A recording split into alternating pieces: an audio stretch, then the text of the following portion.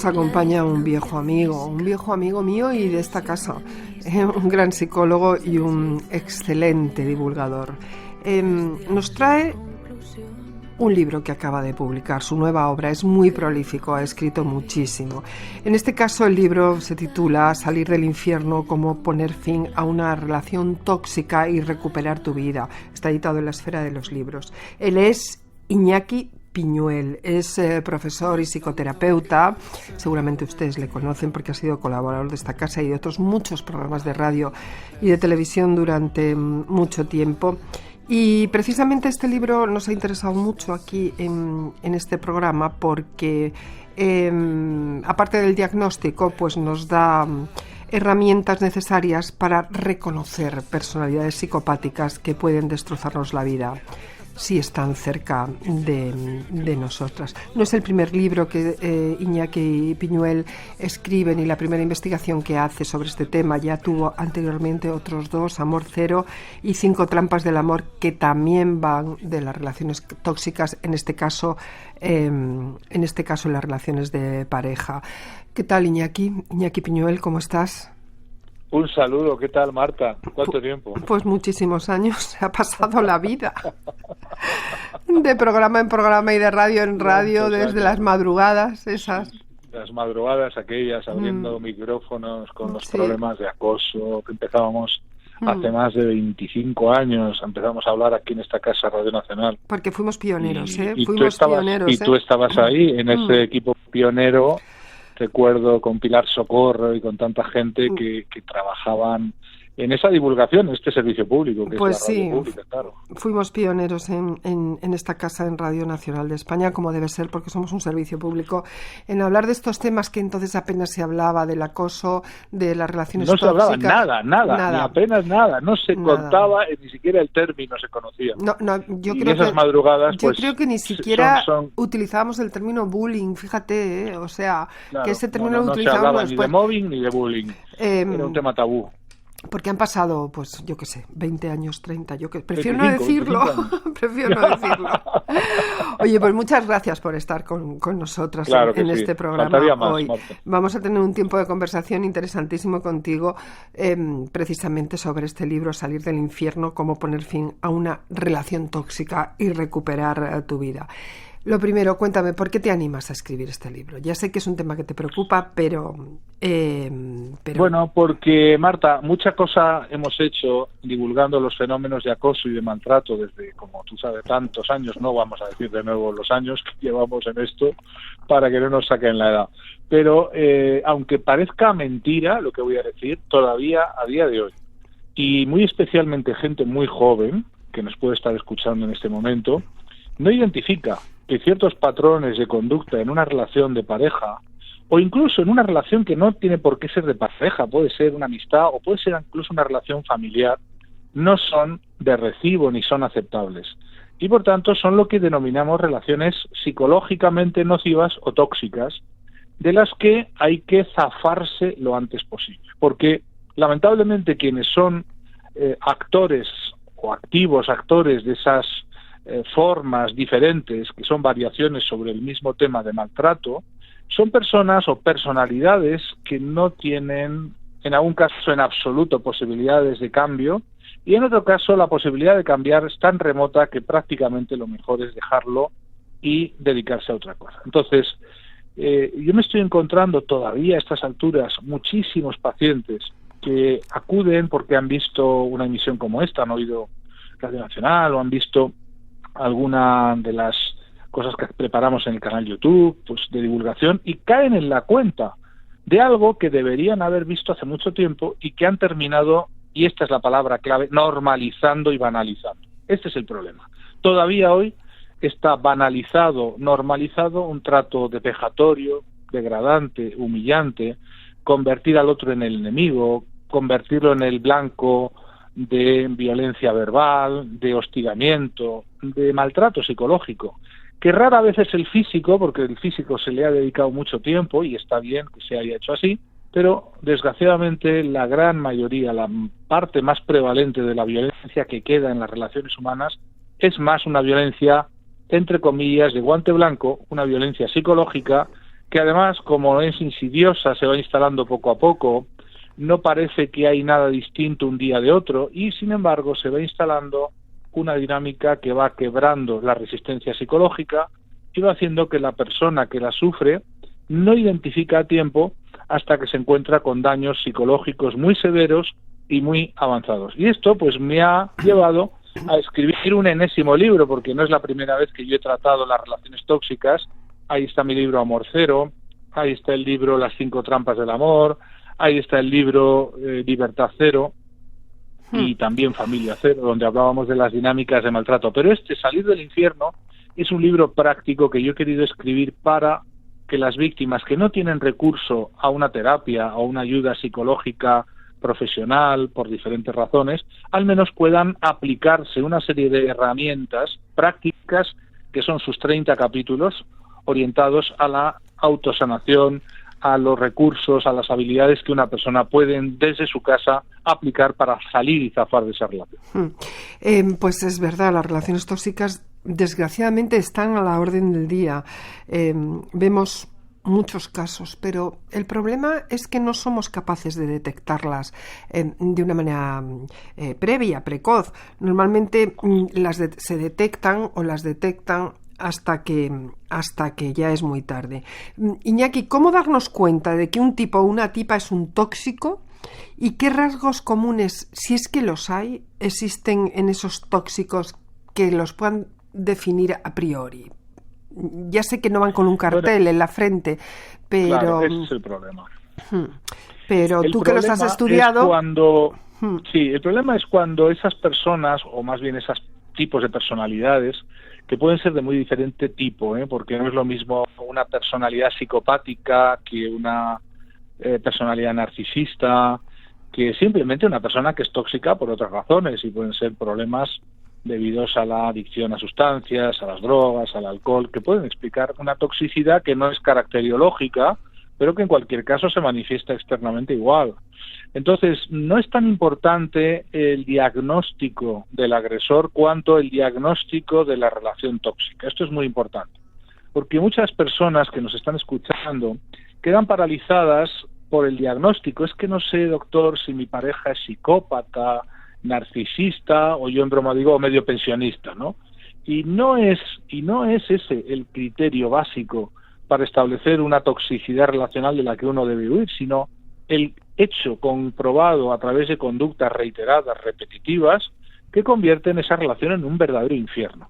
Entonces, ese infierno, sea cual sea el actor, el agente activo, el perpetrador, siempre tiene las mismas características. Tiene las características de una relación abusiva, humillante, denigratoria, donde se establecen una serie de asimetrías, donde se establecen una serie de costumbres o inercias negativas para la que se convierte en la víctima, donde se falta sistemáticamente al respeto a la dignidad del otro, donde no hay confianza, sino más bien desconfianza y paranoia, donde hay un daño psicológico, y esa es la palabra clave, porque la relación tóxica no depende de la sensación que tengas de estar o no estar en una relación tóxica, sino de la perpetración de un daño psicológico, Marta, que es clarísimamente evaluable y detectable a través de pruebas psicológicas.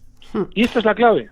La clave para saber si estás en una relación tóxica es si tu relación te está produciendo una herida permanente, cronificada, una desesperación, una vivencia de angustia, de distimia, depresión y además culpa y vergüenza tóxica, que es la clave por la que se identifica además a las víctimas de este tipo de relaciones, que además de sufrir un desgaste producido por la toxicidad, se sienten culpables, se sienten a veces hasta merecedoras, se sienten sospechosas de ser causantes o responsables del mal que están sufriendo. Y por eso es un verdadero infierno, es una destrucción de la cual la víctima no sabe ni por dónde salir. Sí, fíjate, los que ya hemos vivido, tenemos una edad, mi generación es la de los baby boomers, pues es difícil encontrar gente de mi generación, por ejemplo, que no te cuente en algún momento que ha pasado por una relación tóxica, bien sentimental, familiar. laboral a lo largo de nuestra vida. Y yo le he dado muchas vueltas a todo esto y me preocupa. Y la toxicidad es un elemento inherente al ser humano. ¿Somos tóxicos de fábrica? Esta pregunta es muy dura, pero yo me lo he planteado muchas veces. Digo, bueno, a lo mejor... y se puede ser intermitentemente tóxico o no tóxico, o esto... O somos buenos y luego hay unos cuantos que son unos psicópatas, porque claro, cuando ves tanta gente que recibe que se encuentra pues eso, con un maltratador, con un acosador, con un jefe abusador, dices, bueno, es que a lo mejor lo llevamos en el ADN, el ser humano. Bueno, el problema del mal en el mundo es el problema del libre albedrío. Podemos elegir nuestra conducta y podemos elegir hacer una cosa u otra, el bien o el mal. Eso está claro, y por tanto, más allá de que ciertas personalidades, como yo las denomino malvadas o psicopáticas o narcisistas, tienen una, digamos, inercia especial a producir ese mal de una manera casi por defecto y erga omnes, digamos, hacia todo el mundo con el que se relacionan, lo cierto es que cualquiera, efectivamente, como dices tú, se puede convertir en una persona tóxica en tal o cual circunstancia. Pero lo que marca la relación tóxica de la que hablamos en el libro Salir del infierno es que esa relación está instalada en una toxicidad que no es puntual, sino que es periódica, es repetitiva, es continuada, es constante, porque en un lado de esa relación hay un perpetrador que por ciertas características de su personalidad o de su forma de ser o de su patología mental resulta un depredador en serie. Es decir, que encontramos que en sucesivas relaciones laborales, hablabas tú hace un momento del acoso laboral, pero también de pareja, familiares, producen los mismos efectos en diferentes tipos de víctimas y por tanto tienen un reguero de lo que yo denomino cadáveres en el armario. Personas que ya fueron víctimas del mismo perpetrador y que eso es lo que caracteriza la continuidad del problema. Y por tanto, allá donde van, sea en el trabajo, sea en la relación, sea en la familia, van dejando un reguero de víctimas que desgraciadamente son personas a las que hay que tratar por cuadros de estrés postraumático, porque no menor es el caso habitual de las víctimas que tratamos en relaciones tóxicas. No tienen un daño ligero, leve, tienen cuadros gravísimos de estrés postraumático cronificado. Y no pienses que el estrés postraumático solamente viene de grandes catástrofes, viene también de esta catástrofe habitual, pero repetida, de esta violencia psicológica de mediana o a veces baja intensidad, pero que se convierte en grave precisamente por lo recurrente, lo recursivo y lo repetitivo, y por el hecho, y esto es muy importante, Marta, de que se produce en un entorno inescapable, porque la relación de pareja, lo mismo que un trabajo para el mobbing, lo mismo que la escuela para los chicos que sufren bullying, es un entorno inescapable que produce indefensión aprendida. Y esa indefensión es la responsable de todo este daño. Sí, claro, no. Son entornos de los que no puedes salir corriendo en la mayor parte de los casos, porque si puedes, claro, te vas, ¿no? Pero luego hablaremos de eso también respecto al tema de las relaciones de pareja. Pero quiero también que me des tu opinión de los, como le llamo yo, los observadores. Es decir, la gente que está alrededor, que no sufre la relación tóxica, pero sí que está viendo o está en contacto con el tóxico y con la víctima, ¿no? Y claro, hablas con ellos y ellos a lo mejor en el tóxico ven pues un tipo o una tipa perfecto, que divertido, amable, simpático, y claro, y sin embargo, bueno, pues lo que está pasando de puertas para adentro o en la oficina tal, pues es terrible. O también los observadores que callan, ¿no? O sea, que saben lo que pasa y se mantienen en silencio. ¿Por qué se dan estos comportamientos? ¿Y por qué pasa esto? Bueno, hay muchos que han sufrido ya relaciones tóxicas y las han normalizado, entonces no les llama la atención que otros las puedan sufrir. Pero no te olvides, Marta, de que detrás de las personalidades psicopáticas y narcisistas hay un fenómeno de escaparatismo, de una serie de máscaras sociales que estos individuos se colocan y les hacen extraordinariamente encantadores de cara a la galería. Les hace extraordinariamente con una imagen tan positiva que nadie podría creer que detrás de esa persona aparentemente encantadora hay un perpetrador en serie, serial. Y esto confunde mucho a las víctimas en primer lugar, pero también a esas personas que, como has indicado, están observando el fenómeno y no le dan la relevancia o le quitan importancia porque esa máscara estupenda, positiva, que se encargan de pergeñar, de fabricar y de mantener en una permanente campaña, vamos a llamarle así, de publicidad y autobombo, que utilizan todo tipo de estrategias de manipulación, mentiras, etcétera, y por tanto son rara vez identificados como los personajes peligrosos y tóxicos que son. Muy especialmente hablo aquí de los psicópatas integrados, que son unos de los individuos más peligrosos que pueblan el planeta, porque su peligrosidad queda oculta detrás de una máscara estupenda, magnífica, de un vecino estupendo, un padre amantísimo, un trabajador impecable, un jefe estupendo, pero que obviamente son falsas máscaras que encubren el verdadero personaje, que es el que produce el daño. Precisamente quiero que me hables de eso, que me definas esas tres figuras que defines en tu libro: el narcisista, el manipulador y el psicópata. Dame algunas pinceladas de cómo son cada uno para que cuando topemos con alguno de estos individuos o individuas sepamos ponernos por lo menos en alerta. Vayamos primero con los psicópatas. Y los psicópatas son quizá los más peligrosos porque son de todos los personajes tóxicos los menos aparentes, los más lejanos a lo que la gente que nos está escuchando pueda imaginar es un psicópata. Y aquí viene el problema habitual de que las personas imaginan que un psicópata es un asesino en serie, es una persona con cara de malo, una persona cuya apariencia, aspecto externo es evidentemente el de una persona peligrosa, y es todo lo contrario.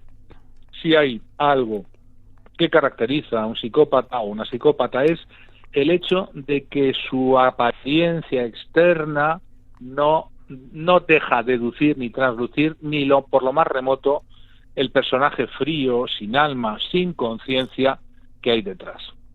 Y claro, esto es el problema esencial, que no hay alma, corazón, emoción, empatía, sensibilidad, y al cambio lo que hay es una gran capacidad de seducir, encantar y de manipular. Es decir, la gran habilidad de un psicópata integrado, un psicópata doméstico, un psicópata de andar por casa, que son la gran mayoría.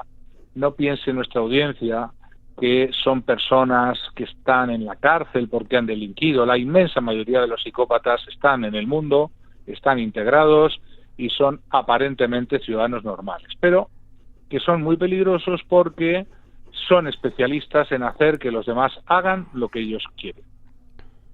Y esta capacidad de influir, de seducir, de encantar, de hechizar o hipnotizar, como se quiera llamar, es precisamente la característica más peligrosa de un individuo que en lo profundo carece por completo de conciencia moral, que disfruta haciendo el mal, que sabe que está haciendo daño y por tanto no es un inconsciente, no es una persona que está mal en cuanto a que no conoce, no entiende lo que está haciendo o tiene una alteración de la percepción de la realidad. Sabe lo que hace, pero le da igual.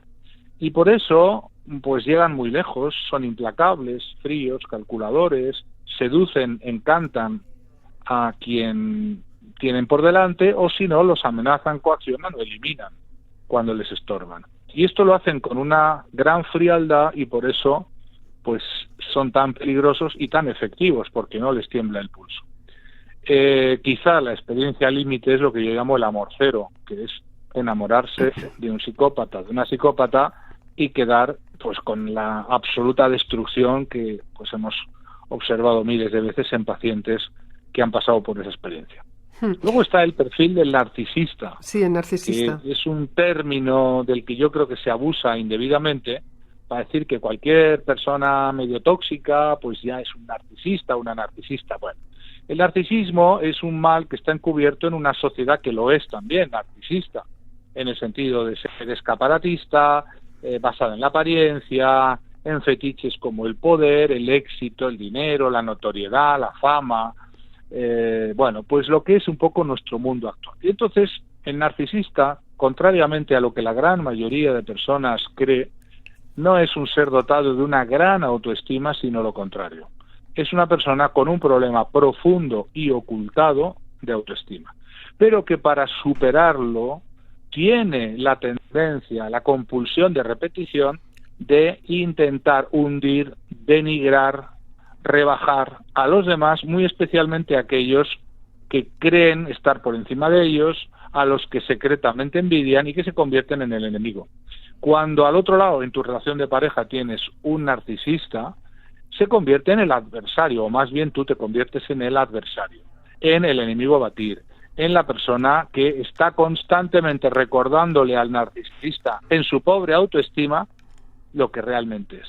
Y por eso las víctimas de estos personajes narcisistas son víctimas que no entienden debido a que pueden ser perseguidas, hostigadas, acosadas, maltratadas, porque la causa última es algo positivo, un rendimiento extraordinario, es ser una persona feliz, es ser una persona honrada. Es motivo para un narcisista de sentir celos, envidia, rivalidad y proceder a desencadenar ataques psicológicos, hostilidad, maltrato y ya dinámicas como puede ser el mobbing en el trabajo, el maltrato psicológico en la relación de pareja. El narcisismo es un problema que tiene curación, tiene terapia, a diferencia de la psicopatía que no la tiene, y el problema es que aunque tenga técnica o teóricamente curación, el narcisista no va a acudir a una psicoterapia porque no le aprieta el zapato, no siente ninguna necesidad de cambiar y más bien su narcisismo le permite sobrevivir de una manera terrible, porque es a costa de destruir vidas y personas a su alrededor, pero ellos no se sienten llamados a ningún cambio terapéutico y por tanto es muy raro ver que un narcisista, uno, pida ayuda psicológica y dos, siga de verdad un tratamiento efectivo para recuperar o fabricar por primera vez la autoestima que nunca tuvo. Y en tercer término están los manipuladores, que son personas maquiavélicas o personalidades maquiavélicas, se llaman así, porque ya fueron definidos desde los años 70 y hay test que permiten evaluar este tipo de personalidad, que son artistas a la hora de conseguir hacer que los demás bailen al son de su música. Y que este maquiavelismo, sin llegar a ser una personalidad psicopática o un narcisista que tiene otras connotaciones, como acabamos de ver, es un personaje también siniestro, avieso, peligroso, porque todo lo que hace siempre tiene una motivación oculta, una agenda encubierta que les beneficia a ellos y que desgraciadamente perjudica a otros seres humanos que son sus víctimas. De estas tres grandes grupos o agrupaciones de personalidades nos encontramos con que salen el 90-95% de las relaciones tóxicas. En el libro dices que hay apego al maltratador, la víctima tiene apego al maltratador. ¿Cómo no es capaz el ser humano de no apartarse de este tipo de gente y de generar ese apego? Bueno, el apego al perpetrador es uno de los mecanismos terribles de cualquier proceso de victimización en el trauma relacional. Cuando hay traumas que vienen del ámbito de las relaciones, muy especialmente de las relaciones con seres muy significativos, no es lo mismo que te acose o te maltrate un desconocido, que te haga daño una persona a la que no has visto nunca, que lo haga un padre, una madre, un hermano, tu jefe, tu mejor amigo. Esa realidad del maltrato es tan grave, más grave, cuanto más cercana es la relación. Y si es una figura de apego primaria, tu padre, tu madre, en el ámbito familiar, o en el ámbito adulto es tu pareja, tu figura primaria de apego. Entonces, cuando ese mal relacional viene de ahí, se desarrolla un mecanismo paradójico, un mecanismo extraño aparentemente porque sería alógico o ilógico, como tú misma has señalado. Y es porque si una persona está siendo maltratada, crece con el maltrato el apego al perpetrador. Claro. Y es debido a una situación, el propio daño postraumático genera que vincula cuanto peor y cuanto más dura ese maltrato, más vinculada queda la víctima, apegada, adicta a su perpetrador. No porque la víctima sea estúpida o sea una persona sin sentido común o liviana, ligera de cascos o no tenga inteligencia, sino porque la dinámica misma del trauma psicológico explica que uno de los modos de adaptarse al trauma precisamente sea la adaptación o el apego nada menos que al perpetrador. Y esto hay que explicárselo al paciente, porque cuando acude victimizado se siente muy culpable de no haber cortado la relación y de seguir manteniendo la relación a pesar de todo el daño que ya es evidente está recibiendo. Y esa, digamos, realidad culpabiliza mucho a las víctimas, les lleva a todo tipo de revictimización de su entorno, porque claro, las personas de su entorno ya hartas de ver que no se apartan de quienes les hacen daño, de quienes le están haciendo la vida imposible, que no hacen frente a la situación y que la perpetúan, terminan cansadas, agotadas y terminan por apartarse también en un momento crítico para la víctima. ¿Y cuáles son las recomendaciones más importantes que das para reponerte de una relación tóxica? Precisamente, y en conexión con lo que acabamos de explicar del apego al perpetrador, la gran herramienta a la que están dedicados varios capítulos de este libro es el denominado así por mí contacto cero, que también es un elemento que se ha entendido muy incorrectamente.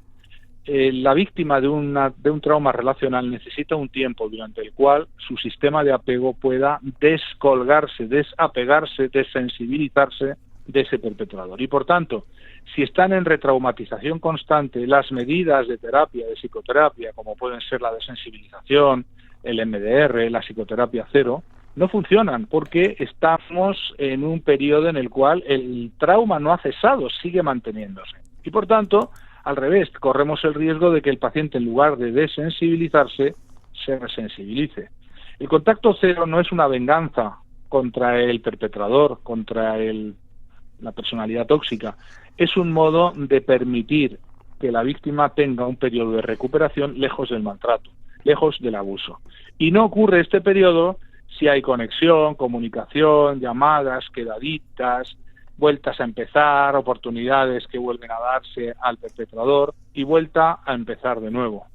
Ese eterno retorno de los personajes tóxicos nos lleva a recomendar que durante el periodo, al menos en que se está recuperando del daño postraumático, la víctima mantenga el así denominado contacto cero, que es una ruptura total de toda comunicación, de todo acceso, de toda información, de tal manera que la víctima pueda tener tiempo y espacio para elaborar ese duelo y curar el daño postraumático que esa relación tóxica le ha favorecido. Pero, por ejemplo, en el caso de las relaciones de pareja, cuando hay hijos por medio, claro, ¿cómo hacer esa relación cero? Contacto cero no implica que no haya posibilidad de concertar logísticamente lo que hay que hacer para recoger a un hijo, llevarlo, traerlo, si hay una situación familiar de ruptura, de separación, donde hay hijos por medio. Pero eso no es lo mismo que mantener debates, coloquios, conversaciones, discusiones, broncas, desencuentros, sufrir ataques verbales. Todo eso es lo que desgraciadamente va aparejado a no entender que el que tengas hijos en común con un ex o una ex tóxica no significa que te debas someter a un fregado mental constante, que es la relación de constante discusión y retraumatización en la que te sitúa cualquier contacto, porque el problema es que cualquier relación, conexión que tengas con un personaje de estos vuelve a reabrir las heridas y arruina todo el trabajo terapéutico que has podido hacer avanzando sobre ciertos problemas o ciertos síntomas que vuelven a manifestarse como si nunca se hubieran eliminado. Por eso la violación del contacto cero lleva al paciente a la casilla inicial de nuevo en su recuperación del trauma, lamentablemente. ¿Y cómo creamos ese lugar seguro donde él o donde ella no pueda acercarse? Por ejemplo, en el caso de las relaciones de pareja, pues existen las órdenes de alejamiento y todas estas cosas, pero luego, por ejemplo, claro, en la escuela, las relaciones laborales, crear un espacio seguro a veces no es tan fácil. ¿Cómo creamos ese espacio? ¿O es un espacio mental que tenemos que...? Sí, hay las dos cosas. Primero está el espacio físico y físico espacio-temporal, me refiero, porque hace falta un periodo de contacto cero y hace falta lugar físico donde no pueda ser la víctima conectada, comunicada, atacada, maltratada. Para hacer eso hace falta a veces tomar medidas externas, tipo hay hogares de acogimiento, hay medidas que, bueno, pues afortunadamente existen, por lo menos en un buen número de países la legislación implica que ese recurso esté, pero sobre todo lo más importante es no violar el contacto cero psicológico y mental, no permitir que haya acceso a información o de información de la víctima, no permitir que haya debates, broncas, discusiones, con ocasión de los hijos, con ocasión de 1000 cosas. Los perpetradores se las arreglan para seguir machacando a distancia y una vez terminada la relación a la víctima. Y esto es lo que hay que explicarle a la víctima, que no es ni una venganza, no es una medida de retaliación, no es devolvérsela, no es aplicarle su misma medicina, es una herramienta de supervivencia que debe dar paso a que ese periodo de contacto cero le permita a su sistema de apego a reconstruirse y pasar página de un episodio terrible en su vida. Mientras este contacto cero psicológico, mental y también físico, exterior, también vía exterior, es importante lograr ese espacio, pues nos encontramos con que el trauma no comienza a curarse, o si empieza a curarse, la reconexión, el recontacto vuelve a llevar a la víctima a la casilla cero. ¿Y qué hacemos con la culpa? Porque eso es uno de los sentimientos, creo, que son más difíciles de borrar. La culpa inculcada, que no es, la víctima no es culpable de nada, pero yo que he tratado con muchísimas mujeres maltratadas, que han tenido relaciones tóxicas, que han sufrido violencia de género. Ay, Dios mío, lo de la culpa es una cosa que está ahí y sigue y pasan los años y siempre en algún momento alguna te dice, no sé, es que a lo mejor yo hice algo mal y a lo mejor han pasado 10 años, ya están a salvo y todo, pero ¿cómo trabajar ese sentimiento y cómo son capaces de arraigarnos de esa manera tan brutal ese sentimiento de culpa que es irreal, además? El sentimiento de culpa es el compañero habitual del daño postraumático. No hay víctimas con estrés postraumático que no tengan una y otra vez recurrentemente una serie de flashbacks que les llevan a sentirse culpables o merecedoras o sospechosas ante sí mismos o ante sí mismas de haber merecido o causado o operado el maltrato.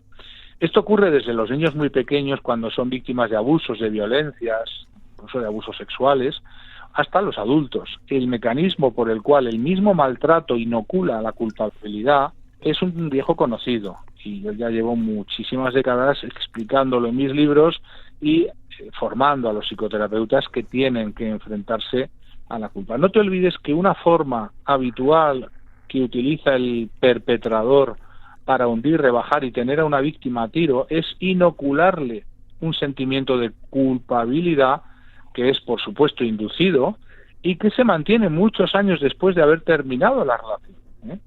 Se llama la reversión del locus de control, así la llamamos los psicólogos, por el cual la víctima, aunque sea en ese sentimiento de haber sido culpable o merecedora del maltrato que ha sufrido, lo cual es falso, pero tiene un modo de explicarse algo que es incomprensible, inexplicable, inaceptable, y es el hecho de que una persona en quien había depositado su confianza, su amor, su dedicación, le ha hecho daño. Esa inversión del lugar de control hace que la víctima, aunque de un modo perverso y muy tóxico y equivocado y irracional, encuentre un sentido, un significado lógico a la experiencia traumática que le ha ocurrido. Y desde ese momento, la culpabilidad, aunque parece que debiera ser lo contrario, puesto que la víctima es siempre inocente del maltrato que recibe. Eso es evidente desde el principio, pero la sensación de culpabilidad le devuelve una cierta racionalidad o una cierta predictibilidad al mundo en el que vive. Y es mejor, aunque sea, creer o imaginar que lo que ha ocurrido tiene una causa en mi déficit, en mis defectos, en los errores que cometí, en si yo no hubiera dicho esto o aquello, si no hubiera hecho esto o lo otro, que pensar que el maltrato, el abuso que han recibido no tiene ningún sentido, ninguna justificación, y por tanto vivir en un mundo precario, un mundo amenazante, un mundo sin sentido y sin lógica.